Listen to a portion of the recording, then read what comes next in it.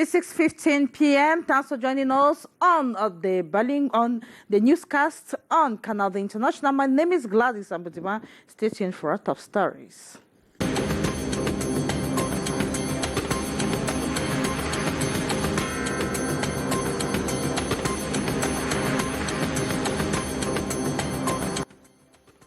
Classes for the 2022-2023 academic year has finally kicked off in Bamenda in the northwest region of Cameroon this Tuesday, September 6, 2022, in defiance to separatist calls for the new school year to begin in the month of October.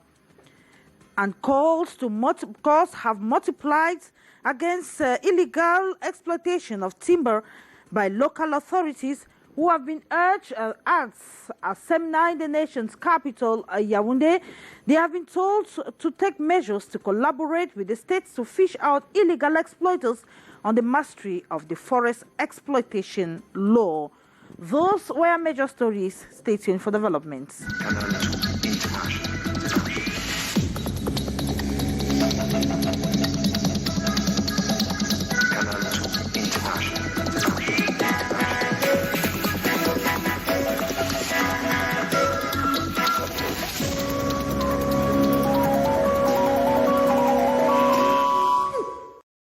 You're watching the 6:15 primetime newscast in the English language on Canal, the international. Thanks for joining me once again. Contrary to calls from some separatist fighters in the northwest region of Cameroon for the new school year to begin in the month of October, thousands of primary and secondary school students took to their classes this Tuesday, September 6, 2022, to begin this new school year after the weekly ghost town that was respected yesterday, the official date for the start of the 2022-2023 academic year. Administrative as well as educational authorities have taken the pause of the resumption in some 6 schools in Bamenda in the northwest region. Details with Stephanie Chin. After the weekly Monday ghost town, schools have opened their doors this Tuesday, September 6, in the northwest region. According to educational officials, the situation turnout has been more encouraging on this first day. We had close to 19,000 students in our schools already. And this same day last year, by the second day of school resumption last year, we are slightly above 18,000 students. So I'm very certain that by the end of this day, we would have been around 20,000 students. Governor Adolphe Lele Lafrique, accompanied by the Commissioner for Education at the Regional Assembly, have undertaken an evaluation tour to 1 primary and 1 secondary school in each of the 3 subdivisions that make up Bamenda City. I would like to laud the effort of school children, parents, staff and principals who, despite all the challenges, came out massively today to start the school year. Don't listen to any voice that will tell you don't go to school, because that voice went to school. And those of them who tell you not to go to school, their own children are going to school. And tomorrow, if you don't study, tell me, where will your life be? As concerns calls from some separatist factions for a boycott of schools till October, the governor has congratulated the population for giving a deaf ear. The population of the northwest region have massively turned their back against the terrorists that are trying to take this region hostage. And class resumptions, like the results obtained in the economic domain, the investment budgets, and elsewhere, sport activity that went on history in the region are clear testimony that things are coming back to normalcy bit by bit in the northwest region. Whether in uniform like Bamenda 1 or in assorted attires like in Bamenda 2 and 3, the pupils and students have boarded the long train for the 2022-2023 academic year. And we move over to Cliquez in the Ocean Division of the South region of Cameroon, where classes effectively kicked off yesterday, Monday, September 5, 2022. Meantime, government technical, bilingual technical high school in Cliquez has finally opened the English section of the school with a massive turnout of students. The details with Marindi. The streets of Kribi in the South region was flooded with pupils and students who hit the roads for another school year.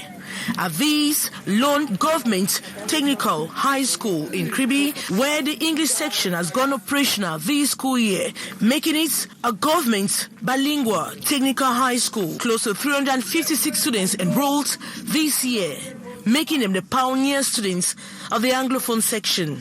They all answered present for the first day of classes for the 2022-2023 academic year. This year we have 184 students in Form 1, 172 in Form 2, for a total of 356 students. So we have different specialties. We have two specialties, commercial section and industrial section. In this classroom, first contact between students and teachers is being established. This physics teacher starts his lessons by presenting his structured program for the year. He calls on students to copy and stick to the program. Physical science is combined into it contains two subjects. We have physics, we have chemistry. So I'll tell you in physics and chemistry that we call it all together physical sciences. A majority of the students we talk to say they are determined to work hard and make their parents proud. The students are pledged to be self-disciplined and of good moral rectitude. I'm very happy to meet my friend today. I love technical school because if tomorrow I do not finish my school, I can learn something. I am feeling so happy to be in technical school because my first day in this school is as if I was the only one in this school. But I am encouraged of many people, of many friends. That is what I want to say to all of you who will look me today. From the devotion ground to the classrooms, the students started their day by listening to a message from the Minister of Secondary Education through a video conference.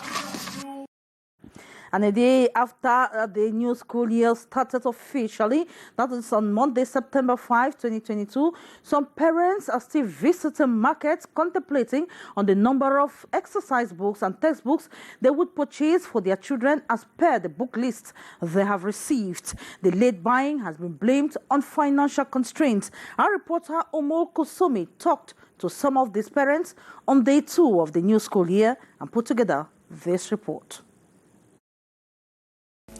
Bags with designs, colors and decoration. The different types and size flocked the market. This goes with the different prices. So too, exercise books moving from 25 leaves to ledgers of about 500 pages here at the A2D market in Yaoundé. Parents have choice of preference for school bags. Some prefer those that will last for long at cheaper prices, while others love the designed bags for their children. Les tigés, il y a les dessins au niveau des sacs. Children like bags with drawings, and parents at times do prefer durable bags at affordable prices because of their means. Il n'y a pas de ceux qui n'ont pas assez de moyens pour... Le type d'élève. The choice of bags at times is according to the students. Those of primary schools will take small bags, while those of secondary school will take big ones in consideration of their books and subjects. The financial difficulties and increase in prices of these school items notwithstanding, Habiba says she has no choice than to buy all what is demanded in the children's book list. For now, as far as books are concerned, I bought all demanded in school. I am just waiting for the textbooks list. If the school asks more books, we are still going to buy because we have to manage it like that.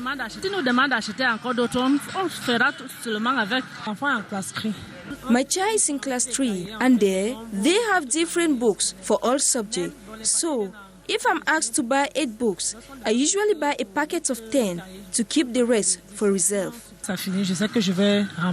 According to traders, prices of these school items varies from client to client depending on their physical look and means. And this human interest story, a woman in the nation's capital, Yaoundé, has cheated death by her breath as she was using the railroad on her way to work on Monday. That was September 5, 2022, when she was notified of an oncoming train. She reportedly jumped out of her vehicle, abandoning the car to the mercy of the train. The rest of the Ahala-Damas train accident with Beatrice Gamo.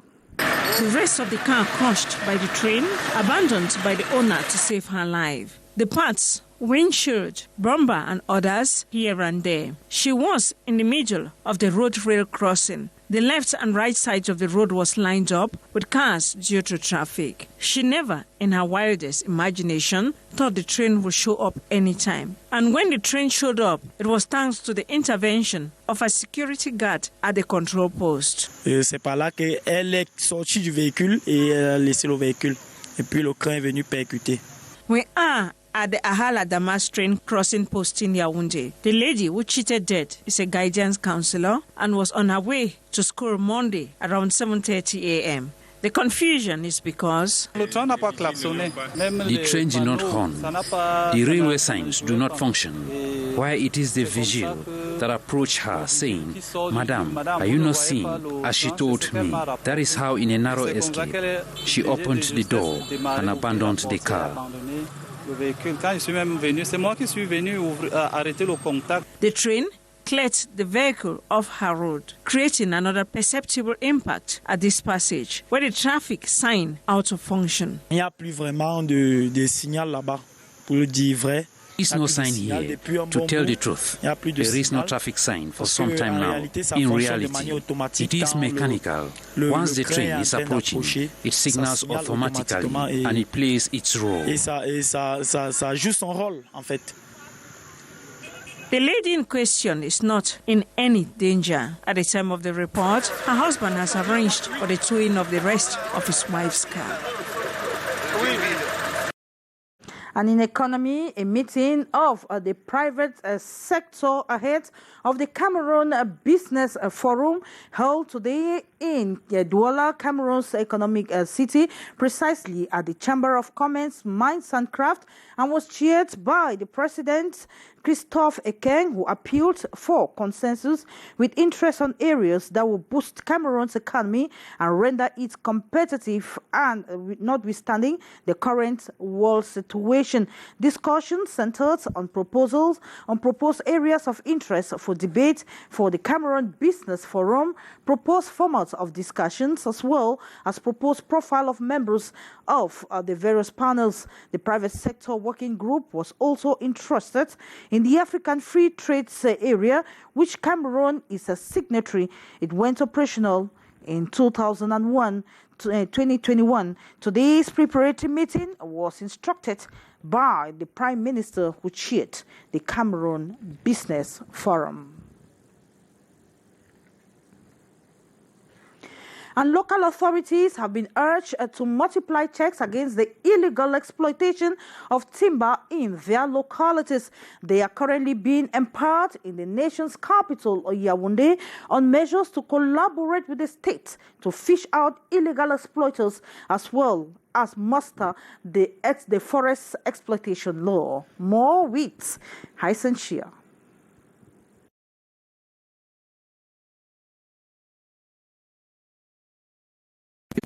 The timber sector in Cameroon is plagued by a number of irregularities, which is detrimental to both the states and the local population. Cameroon is losing quite enough. I remember the research we've done from 2010 to now shows that we are losing not less than $50 million on illegal logging. And again, we are not only stopping at just the economic aspect, we also look at the conflict involved. We should understand that those who are bringing conflicts within the community sometimes get their funding from illegal exploitation, and they destabilize the state. The law governing forest exploitation in Cameroon remains unclear to many local authorities, and this has created a missing link between them and the state's forest agents. We face a lot of obstacles, difficulties in passing through the message found in the 1994 forestry law, whereas this law is tailored to actually bring conservation to participative level, where local communities are total stakeholders in the management of the natural resources. It is against this backdrop that the community leaders are brought together in this workshop on combating illegal timber trafficking in Cameroon. I think it's very, very important, following the laws of the country, to build their capacity, following the direction of the state, direction of the Ministry of Forestry and Wildlife to fight illegal logging. We think that we should accompany the government or the ministry in that line to empower community leaders, especially forest communities. The local authorities denounce acts of complicity between some state forest agents and illegal exploiters, and they hope to leave the 4 days training with appropriate measures to fight the fictitious transactions. And on our cultural page, preparations ahead of the first ever opera musical concert has been gaining steam in the nation's capital, Yaoundé. This will take place in the month of October, precisely on the 21st and 22nd of October 2022 at the Auditorium Jean-Paul II in the Bankolo neighborhood, still in the nation's capital, Yaoundé, an initiative of the Italian embassy in the nation's capital. Our reporter Umu Kusumi, when talking to some of the young talented Cameroonian opera musicians during their training session, and put together this report. Here are some young talented Cameroonians on opera musical actions.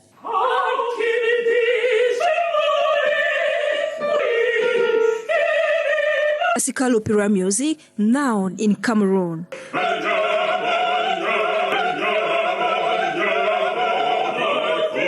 Muriel Dubois Asena is happy to be an opera vocalist, adding it all started in a choir. I joined the university choir there, where I started practicing a kind of different level of music.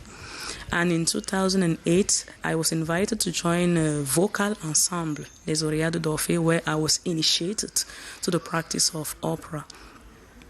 By that time, I was singing as a mezzo-soprano, which I did for close to 12 years before being told that I was actually not a mezzo-soprano, but a soprano. Nikano Shikam says he feels so emotional and happy when singing opera music. For me, it's the first time I was singing with a troupe, with an opera troupe. So singing with the group, you feel they transmit the emotions, you share things with the others. I also try to understand what you're singing so as to share it better with the person. So it's a lot of emotions. Opera is a classical music, blend of drama, actions and the voice.